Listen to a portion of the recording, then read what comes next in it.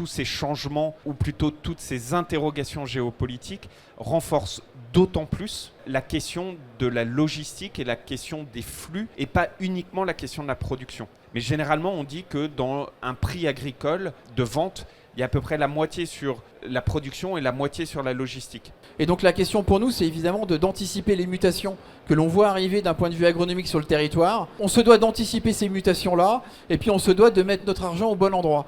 Et c'est là où on compte évidemment sur votre outil. On y travaille au quotidien avec une vision à la fois de court terme, de moyen et de long terme, de manière à nous assurer que les investissements qu'on fait aujourd'hui vont bien servir les schémas logistiques de l'agriculture de demain et après-demain. La logistique, elle doit se réfléchir en end-to-end. On était parti pour faire 2 ou 3% d'économie, on est à plus de 5% d'économie. Les commerciaux vont être objectivés sur du chiffre d'affaires, l'exploitation va être objectivée sur des charges. Et nous, notre conviction, c'est il faut absolument que le dirigeant demain, il ait les outils pour pouvoir prendre ses décisions par la marge. Mais aujourd'hui, on constate que c'est très siloté. On a besoin de casser ces silos pour pouvoir remettre la marge au centre de toutes les discussions. Moi, je pense qu'il y a la nécessité d'avoir une vision au sein de l'entreprise, c'est-à-dire d'accepter que l'entreprise puisse être un peu plus dirigée par la data. Yves parlait tout à l'heure de SAP, des grands éditeurs de logiciels américains. Ce dont on se rend compte, c'est qu'ils n'adressent pas du tout ces problématiques-là.